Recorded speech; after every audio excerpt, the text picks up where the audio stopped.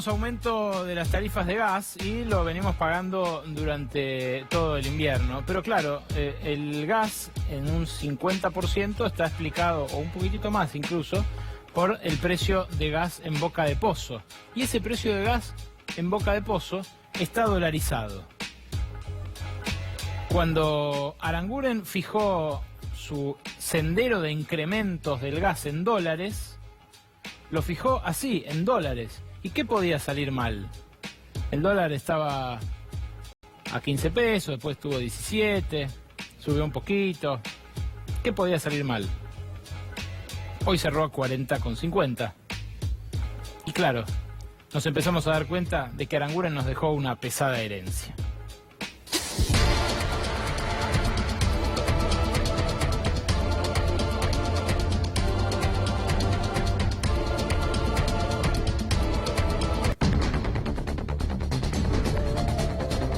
Las petroleras dicen que van a poner el hombro, que van a hacer su aporte.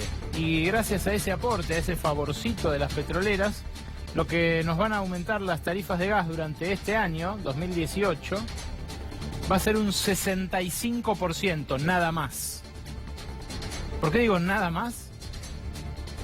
Porque si se aplicara el sendero en dólares que fijó Aranguren el año pasado, el aumento en octubre debería ser como mínimo del 120%. Claro, el dólar subió, y si algo está en dólares y el dólar sube, ¿qué es lo que pasa? Te sube la factura a vos también. ¿Qué es lo que pagás cuando pagás la factura del gas? Uno a veces no se detiene en el medio, solamente va al final, mira, putea, se agarra la cabeza, piensa cómo va a ser, pero no se detiene tanto en el desagregado. El desagregado es este. Cuando pagás la factura del gas, pagas un 50% de producción de ese gas, o sea, a las petroleras, a las que extraen el fluido. Pagas un 15% de distribución a las empresas que la llevan a tu casa, a Gas Natural, a Metrogas, a las Camusi, a las empresas que distribuyen. Y el resto es impuestos. Eso, claro, es lo que lleva a que la ponderación del precio de producción de gas sea muy alta. Y ese precio del gas es el que Aranguren dijo tiene que subir ahora en octubre a $5.20 el millón de BTU. Vos ni sabés qué es eso, no te interesa, porque lo que te interesa es cuánto vale el metro cúbico de gas en pesos en tu factura. Bueno, como está en dólares el millón de BTU, al metro cúbico en pesos se le traslada el aumento en dólares más lo que aumentó el dólar. ¿Y cómo debían quedar las tarifas según el esquema de Aranguren? Así como ves en la siguiente placa. En el plan Aranguren original, el aumento de octubre tenía que ser 120%. Por lo que hoy pidieron las distribuidoras en la audiencia pública, lo que comunicó el Ministerio de Energía, ahora a cargo de Javier Iguacel, es que el incremento va a ser del 30% promedio, como máximo. Claro, dice 30%, menos que la inflación.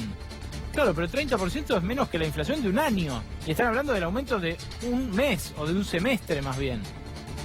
Que se produce en un mes, pero que se efectiviza a cuenta de todo el semestre. En el anterior semestre, ¿cuánto tuvimos? 35. Por eso digo que el aumento va a ser del 65 en todo este año. Pero ¿de cuánto venían siendo los aumentos? Lo tenemos en la próxima placa.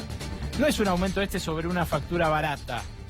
Es un aumento que lleva acumulado desde 2015 900% en promedio.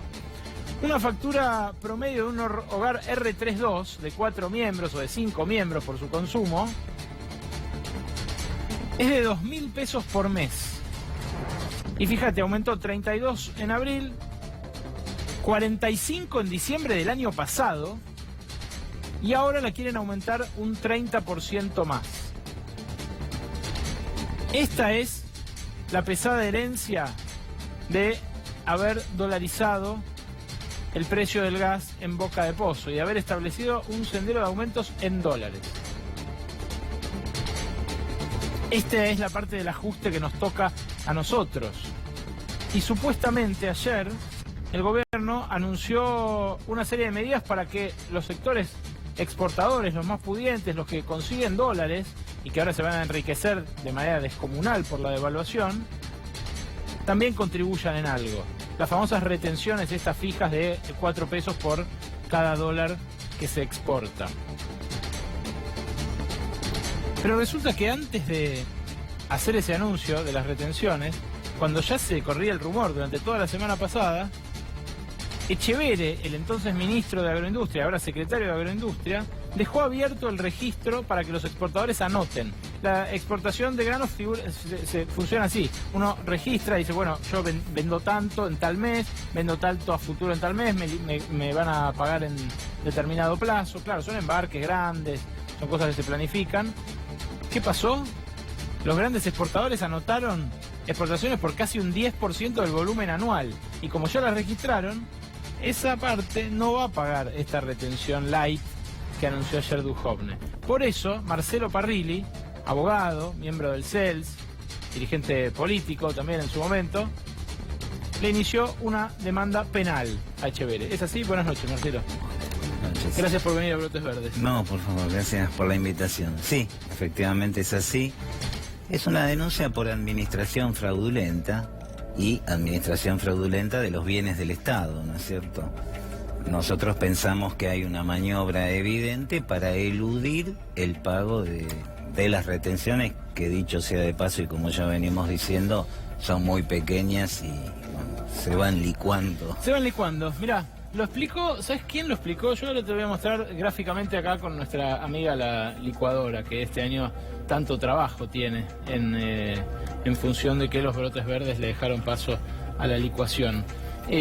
Pero la que lo explicó perfecto, ¿qué es lo que pasa con las retenciones nuevas, estas anunciadas, fijas? Es la diputada Elisa Carrió. Lo explicó así. Retenciones. No, porque en realidad no se tocó el campo, bajó a 18 la soja. Lo que se aplica es 4 pesos por dólar, porque miren, si nosotros sacamos dólares y no entran dólares, no hay dólares. Entonces esos 4 pesos por dólar, con un dólar a este precio, que además esos 4 pesos son pesos, no son dólares, está, con lo cual terminan devaluándose en un año, significa el oxígeno lo que necesita. Ahora, no se aplica al campo solamente como fue hasta ahora, ¿eh? Esto se aplica a todos y el programa de reducción del campo se mantiene. ¿Macri le había hablado de esto antes de anunciarlo? ¿Usted todo. Es genial. Porque encima te lo dicen. Míralo acá. Esto es $1. En realidad está representando más, ¿no? Pero esto es $1. 40 pesos. Esta es la retención fija de 4 pesos. Si el dólar mañana, esta retención equivale a un 10% de retenciones hoy, ¿no? 4 de 40. Si el dólar mañana pasa a valer 50, ¿qué es lo que va a pasar? Esto va a pasar a representar el 7, el 8. Y si el dólar pasado mañana pasa a valer 60, esta retención va a ser de menos todavía. Y si después pasa a 80, la retención va a ser de solamente el 5%, con un agravante. Como en dólares la parte del impuesto es cada vez más chica, el riesgo es que cuando aumente el dólar, los precios de los productos locales, del pan, por ejemplo, de la harina que se hace con ese maíz, con ese trigo, aumente más que el dólar todavía. ¿Se entiende por qué? Porque si la retención en dólares se va achicando y el dólar va aumentando de precio, la retención es cada vez más pequeña en porcentaje y además en dólares es cada vez más pequeña en relación al precio total de la tonelada en dólares. Eso quiere decir que los alimentos van a tener al revés una fuerza que los va a hacer subir, no como las retenciones que teóricamente impiden esa suba. Igual fue alentador el mensaje de Carrió porque dice que en un año se van a licuar y la verdad que me parece que se van a licuar muchísimo antes, ¿no? ¿Qué es lo que vos pedís como medidas de prueba? Que vean si Etcheverry los llamó, les avisó concretamente. Sí, bueno, Pensemos que mientras Echeverri hacía esto, estaba echando además a 500 trabajadores del ministerio en ese momento de agroindustria, ¿no? Para los que hablan de achicar, sí, de achicar el déficit, digamos. Justo entonces, echó los de agricultura familiar, que son los que tienen efectivamente, es decir, agricultores más chicos. Pero además todos sabemos que para achicar el déficit, más que echar gente o ajustar, hay que generar recursos, y bueno, esta es una manera de no generar recursos. Pedimos el allanamiento del ministerio, el secuestro de la documentación en base papel y registro informático, y pedimos también el control en las empresas que se beneficiaron con estas medidas, entre las cuales están las mismas de siempre, ¿no? Las principales cerealeras, Bunge, Cargill, Aceitera General Dehesa, etcétera.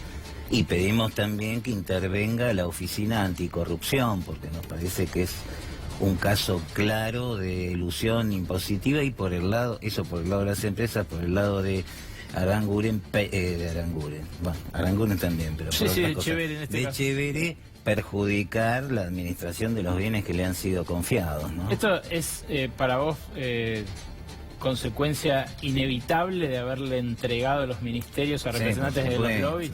No es la primera vez que Echeverri hace esto.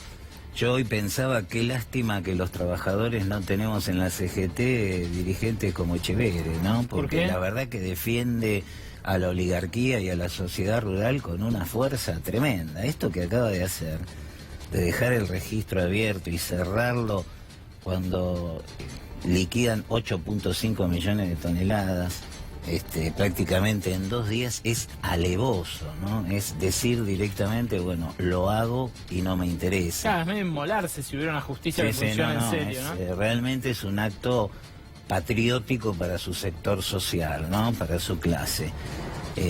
Hoy yo escuchaba por ahí que alguien decía que, bueno, como las retenciones no son legales o son inconstitucionales, o deben aplicarse por ley y no por decreto, en realidad esto no tiene nada que ver una cosa con la otra, ¿no es cierto? Si las cerealeras piensan que estas retenciones son inconstitucionales, tienen que hacer lo mismo que hicieron los trabajadores, sectores medios, etcétera, cuando Duhalde le especificó los ahorros, es decir, plantear la inconstitucionalidad de esas retenciones y pelearlo desde ahí, no habilitar.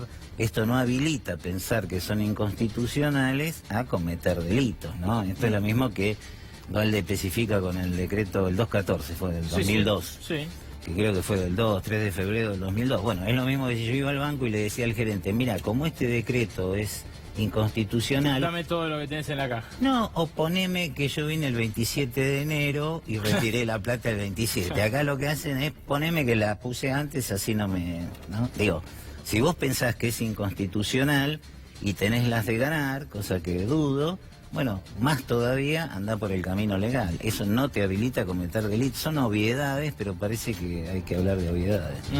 Esto fue presentado por el gobierno como un esfuerzo del sector exportador, como poner el hombro frente a la adversidad. ¿Crees que están poniendo el hombro los sectores de más poder, de más ingresos? Yo hoy lo veía al presidente de la sociedad rural diciendo, nos cambian las reglas del juego, sembramos con unas reglas y ahora tenemos que liquidar con otras. Y yo también voy a decir, sí, sembraste a 20 y ahora liquidás a 40, digamos. Ahora, esto demuestra que estos sectores no están ni siquiera a favor de colocar las migajas que son estas retenciones, ¿no? Es decir, que se quieren llevar absolutamente todo lo que puedan llevarse, como lo han hecho a lo largo de la historia, ¿no?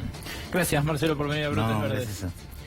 Mucha gente nos pregunta a los economistas, nos pregunta a los que estamos en medios financieros o que tenemos conocidos en bancos, si es momento de sacar la plata del banco. Es un tema sensible, muy sensible, en el cual no queremos ni agitar tempestades ni alimentar fantasmas, porque tenemos una experiencia reciente y muy cruenta, de la cual estábamos hablando recién, que fue la confiscación de depósitos, el corralón y el corralito. Pero esta sensación, esta incertidumbre y la pregunta se repite cada vez más por una mala praxis del gobierno, no porque ningún comunicador esté intentando sembrar fantasmas. Se repite sobre todo porque el dólar está imparable.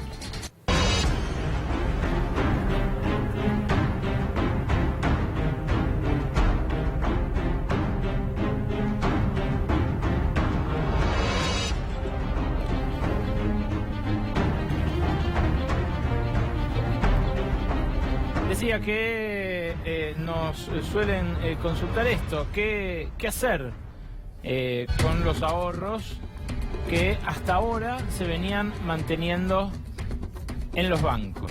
Durante todo este año hubo una fuerte corriente compradora de dólares por parte de los ahorristas que básicamente ocurría por home banking, muchos con el teléfono celular. Con el teléfono celular, con la computadora, en distintas instancias electrónicas, uno iba y compraba dólares, y claro, cuando compra dólares con plata de una caja de ahorro, se depositan en la caja de ahorro en dólares. Algunos lo pasaban a cuenta corriente en dólares, otros a plazo fijo en dólares, otros a otras colocaciones, pero básicamente eran colocaciones en el banco en dólares. Hasta la semana pasada aumentaron 4.000 millones de dólares los depósitos del sector privado en dólares en el sistema financiero. Por esta dinámica, no porque nadie llevara dólares en efectivo al banco y los pusiera a plazo. No, lo que hacían era convertir los pesos que les sobraban de la cuenta de sueldo, los pesos de tal cosa, de la empresa, de la pyme, de lo que sea, a dólares porque veían que el dólar aumentaba. Cuando la gente vio la semana pasada que al gobierno se le iba absolutamente de control la situación, empezó a retirar dinero en dólares en efectivo de sus cuentas en los bancos para retirarla, sea a caja de seguridad, al colchón o a otras colocaciones. Recién es un movimiento incipiente. Nosotros tenemos hoy los datos frescos que acaban de salir, porque esto se publica hacia las 8 o 9 de la noche cada día en el Banco Central. Y esos datos frescos muestran por lo menos que hay que empezar a prestarle atención a este indicador. Pero por eso quiero hacerles, ante todo, las similitudes y diferencias con aquel 2001.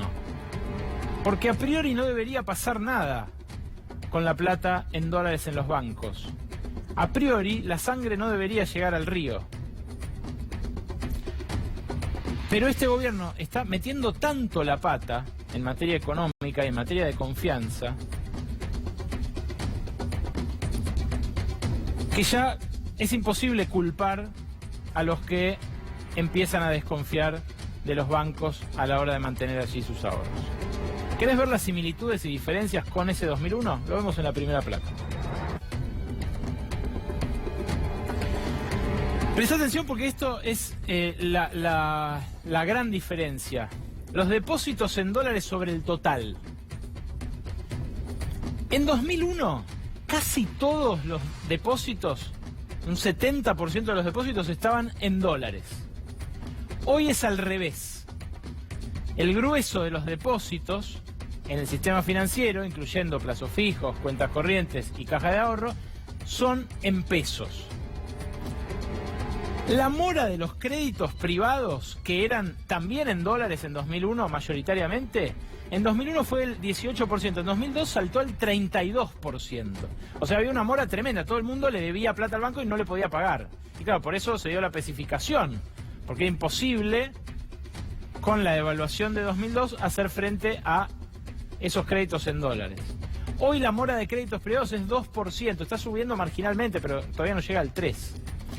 Y además las previsiones sobre la mora que hacen los bancos y los requisitos de liquidez que tienen los bancos se incrementaron muchísimo justamente porque aprendió de normas macroprudenciales el Banco Central después de el corralón y el corralito de 2001-2002. Estas son las diferencias y por esto decía que no debería llegar la sangre al río.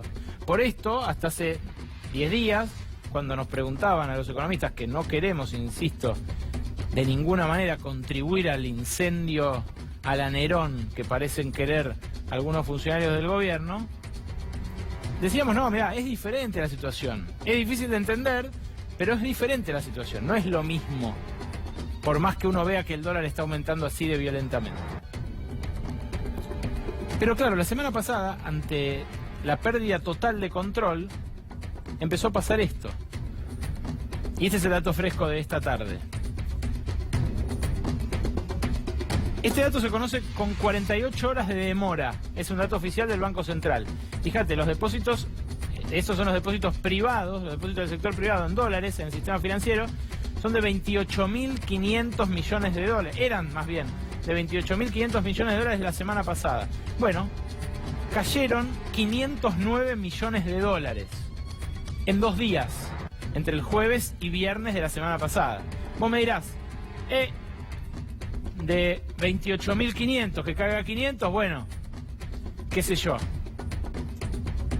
Es poquito, ¿no? Más o menos. Es poquito, pero es una tendencia. Mañana vamos a saber ya el dato de ayer lunes. Ayer lunes ya estaba todo el mundo aterrorizado. Y pasado mañana vamos a ver el dato de hoy, cuando el dólar volvió a superar los 40 pesos. Insisto, no estoy agitando nada. Estoy mostrando el dato crudo. Y les mostramos recién cuál es la gran diferencia con aquel 2001 en el cual el 70% de los créditos y de los depósitos estaban en dólares. No es la misma situación. Ahora, ¿qué pasaría, por ejemplo, si ese, decíamos, más del 70% de los depósitos que hoy en el sistema financiero están en pesos? ¿Qué pasaría si se siguen dolarizando aceleradamente y luego esos depósitos en dólares la gente los empieza a sacar en efectivo? Bueno, ahí sí estaríamos en problemas ya de reservas y de solvencia del sistema bancario. Entre otras cosas, por eso es que los bancos argentinos hoy valen menos de la mitad en dólares que lo que valían en diciembre del año pasado. No solamente porque devaluamos, porque la Argentina está peor, porque las perspectivas son que vamos a tener 2 años de milladura, de crisis, de recesión. No solamente por eso, también porque se los ve más vulnerables a esa situación eventual. Esto que les estoy diciendo yo es en un agregado monetario, pero cualquiera que haya ido a una sucursal bancaria hoy, ayer, el viernes o el jueves, sabe de lo que le estoy hablando. Sabe de lo que le estoy hablando. En los bancos en los últimos 4 días hubo un montón de fila, un montón de gente que fue y dijo, quiero mis dólares, y un montón de sucursales bancarias, como por ejemplo, qué sé yo, la del Santander Río Central, la del Galicia Central, en donde los ahorristas iban y decían, quiero mis dólares, pero donde les decían, yo te doy 10.000, por el resto vení mañana. O tenemos 3.000 nada más por ahorrista, por usuario. Para lo demás me tenés que avisar con 24 horas de anticipación. Esto se los digo con especial cuidado también por la inseguridad que se vive en Argentina. Hay que tener mucho cuidado con manejar montos de dinero entre sucursales para guardarlo en una caja de seguridad, para guardarlo en otro lado. En absoluto recomendamos que nadie guarde montos grandes de dinero en su casa. Eso es muy peligroso. Pero, insisto, tapar esta situación, intentar tapar el sol con las manos, cuando cualquiera que va a un banco lo ve, me parece un completo sinsentido. Y sobre todo porque hoy, por ejemplo, hoy por la tarde, un colega, Mariano Gordich, en el diario El Cronista, publicó este dato. Los bancos empezaron a importar billetes de Estados Unidos para hacer frente a esta demanda de ahorristas. 4.000 millones de dólares importaron en 2 semanas. Ustedes imagínense que una montaña de 500 millones de dólares pesa más o menos 5 toneladas, 5.000 kilos. Los aviones que traen estos embarques, en este caso se los compraron al Bank of America en Estados Unidos, los aviones que traen estos embarques descargan primero que nada esos dólares que vienen en fajos y luego unos camiones de caudales se encargan de distribuirlos, ni siquiera pasan por el Banco Central, se encargan de distribuirlos en las sucursales bancarias. En menos de 24 horas están en el cajón del cajero. Ahora, si tuvieron que importar billetes por 4.000 millones de dólares, quiere decir que esos 500 millones de dólares que se perdieron en las últimas 2 semanas son una pequeña punta del iceberg. Quizás los días que no tenemos registro todavía, que son ayer y hoy, esto se haya profundizado un poco más. En los bancos casi no quedan cajas de seguridad. Hay listas de espera en todos los grandes bancos, salvo en algunos, en áreas marginales, donde todavía quedan y donde por supuesto se agolpa la clientela. Pero esta vulnerabilidad del sistema bancario, hasta ahora no la habíamos vivido. La vivimos exclusivamente por la impericia del presidente del Banco Central y de las áreas de Hacienda y de Finanzas de las últimas 2 semanas, que llevaron a este pánico absolutamente innecesario para la República Argentina. Nos queda un poco más del fin de semana de furia que se vivió en el gobierno y cómo esto atravesó el nuevo territorio de la política, las redes sociales, con Luciano Galup.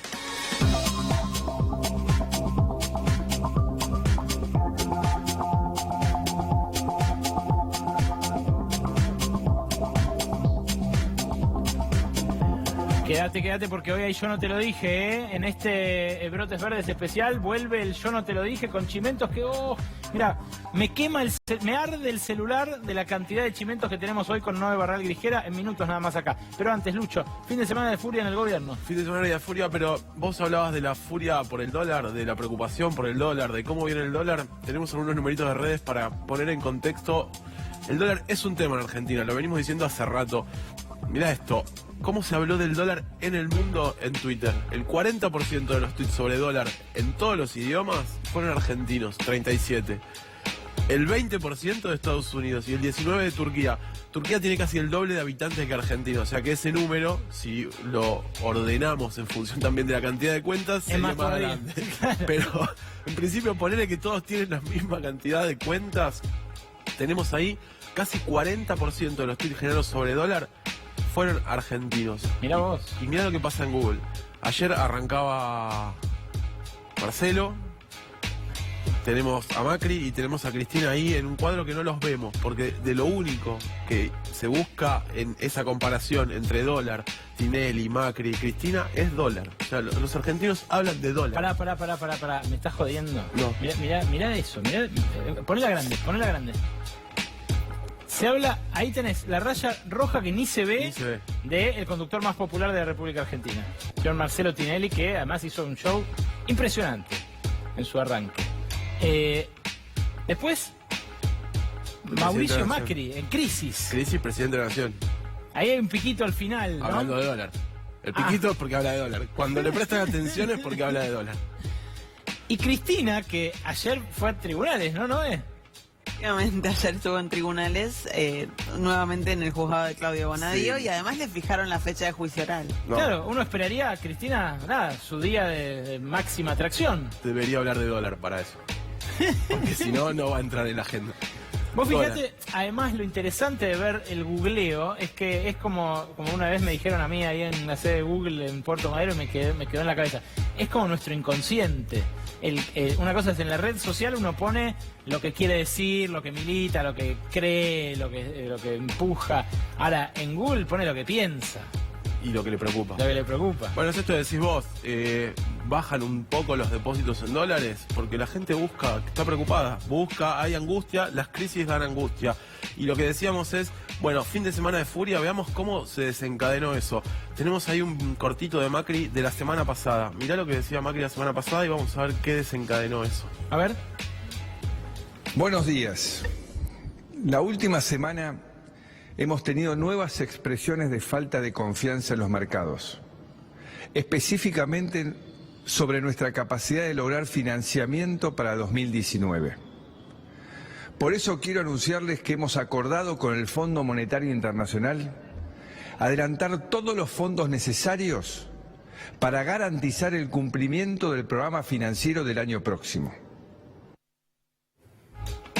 Bueno, ahí decíamos, Macri anunció algo que no estaba cerrado. Sí, no solo no estaba cerrado, sino que mucho no se entendió, me parece, para la gente. No lo cuidan al presidente, pero aparte de que no lo cuidan, después contestan por Twitter, porque la semana pasada fue Twitter contra la economía. Porque ¿qué hizo el oficialismo? Algo que le venía resultando era, bueno, accionar sobre redes sociales. Y mirá lo que generaron, porque generaron un volumen muy importante en Twitter. Macri, yo te banco 290.000 tweets en un día. No al golpe peronista, y de esto te quería hablar, 156.000 tweets. Hay algo que el gobierno está tratando de generar que es un contrario, alguien con quien discutir, alguien que esté del otro lado de la grieta. Yo pensé que eran los trotskos-kirchneristas. Bueno, eso, el problema es que el que está del otro lado de la grieta hoy es el mercado, no es el peronismo. El peronismo en todas sus versiones con caudal electoral, no viene haciendo mucho ruido alrededor de esto, no viene generando mucha presión alrededor de este tema. No. El Macri yo te banco es más para mostrarle poder al presidente a partir de la metida de pata que tuvo el oficialismo que una debilidad que le generen otros o algo que le genera del otro lado de la grieta. Y no al golpe peronista lo mismo, es buscar a alguien con quien discutir, pero no está funcionando porque no hay ese otro enfrente. El otro enfrente es el mercado o los mercados que no están respondiendo. Y tenemos una última plaquita ahí.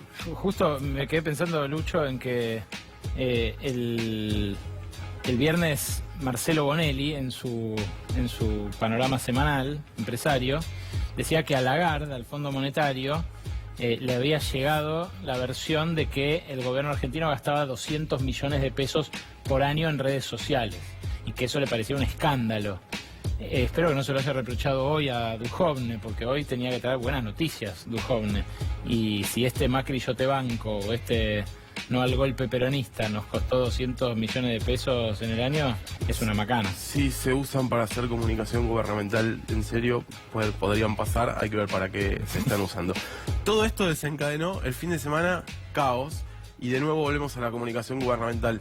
¿Qué pasó el fin de semana? Mirá toda esta información que fue surgiendo. Entra Sanz al gabinete, no entra. Entra Lustó al gabinete, no entra. Entra Pratgay al gabinete, no entra. También habían nombrado en algún momento a Melconian, no entra. Todo esto fue producto de la estrategia equivocada empleada en relación a cómo enfrentar la crisis del fin de semana y el silencio al que se sometió a gran parte de el núcleo exterior de Cambiemos, los socios de Cambiemos, Carrió tuiteando desde la casa, que ahora lo tenemos por allá, yo no te lo dije. Digo, todo esa estrategia desperdigada, esa falta de control sobre la comunicación, algo que venían haciendo bastante bien, genera este tipo de rumores y de repente lo que te pasa es que te quedaron los mismos ministros que antes, pero a todos les pusieron un reemplazante. Duhovne, que fue hoy a negociar al FMI, no era ministro el fin de semana, después volvió a hacerlo. Te los debilita bastante eso en términos de capacidad de gestión. Ya lo creo. Imagínate la conversación de hoy con Lagarde. Ah, ¿en serio vino usted? Pensé que iba a venir Melconian. Ah, bueno, mucho gusto. Bueno, feísimo. Ordenar la comunicación que genera crisis y son crisis políticas. Esto se convirtió de una crisis económica, de una crisis de mercado, en una crisis política por errores graves de la comunicación. Escúchenlo a Galup, que es gratis porque está saliendo en C5N y lo pueden sintonizar en su casa, señores de jefatura de gabinete. Y recuerden, en instantes, el Yo no te lo dije, la trastienda de la política, los pasillos del poder, las paredes que hablan y una conversación, un contacto con Washington exclusivo donde justamente estuvo Duhovne hasta hace instantes con Christine Lagarde. Quédate porque nos queda el último tramo de este Brotes Verdes especial de crisis.